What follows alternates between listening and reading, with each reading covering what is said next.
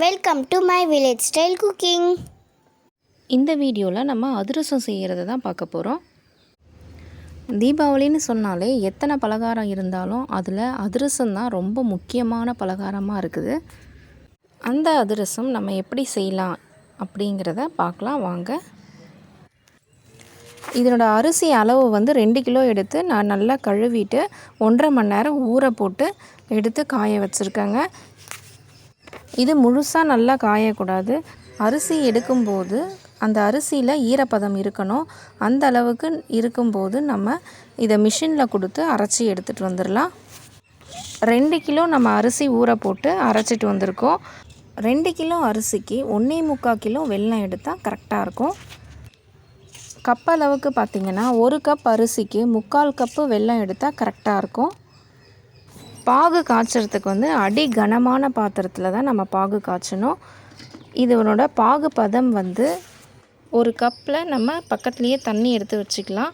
இந்த பாகு எடுத்து அந்த தண்ணியில் விட்டு நம்ம கையில் உருட்டி பார்த்தோன்னா அது உருண்டையாக வரணும். இதுதான் அதிரசம் செய்கிறதுக்கான பாகு பதம். இந்த மாதிரி கரெக்டான பக்குவத்தில் வரும்போது நம்ம கொஞ்சம் கொஞ்சமாக மாவு போட்டு கிளறிக்கலாம். கிளறினதுக்கப்புறம் இதை ஒரு தட்டு போட்டு மூடி வச்சுக்கணும். நம்ம எண்ணெய் நல்லா காய வச்சுக்கலாம். காய வச்சு ஒவ்வொரு உருண்டையாக எடுத்து தட்டி நம்ம ஒவ்வொரு அதிரசமாக போட்டு எடுத்துக்கலாம். ஒட்டு மொத்தமாக 2, 3 அது போல் போடக்கூடாது. ஒன்று மேலே ஒன்று நமக்கு வேகவே வேகாது, ஒட்டிக்கும். அதனால் ஒவ்வொன்றா போட்டு நம்ம எடுத்துக்கலாம். அதிரசம் செஞ்சு முடித்ததுக்கப்புறம் எடுத்து நம்ம ஆற விட்டுறணும். ஒன்றா எடுத்து போட்டு நம்ம ஒரு டப்பாலையோ இதுலேயும் போட்டு நம்ம மூடக்கூடாது. இதை தனியாக ஆற வச்சுட்டு அதுக்கு நல்லா ஆறினதுக்கப்புறம் நம்ம எடுத்து டப்பாவில் போட்டு மூடி வச்சுக்கலாங்க.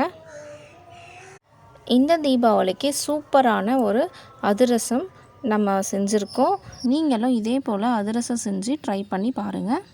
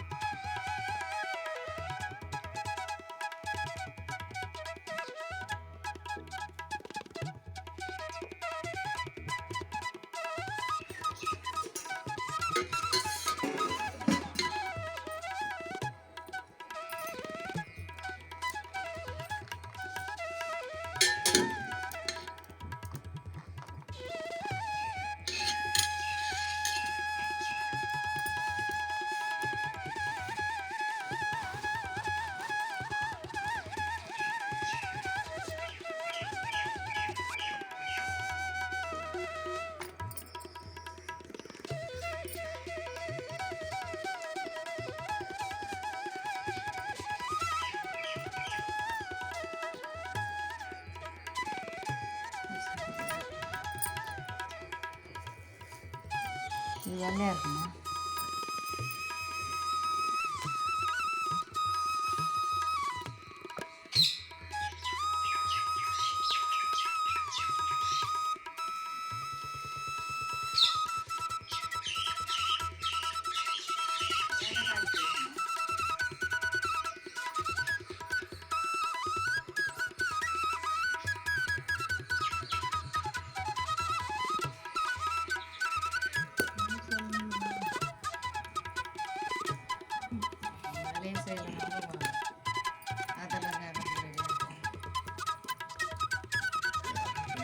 கொஞ்சம் சைஸாக போடுங்க.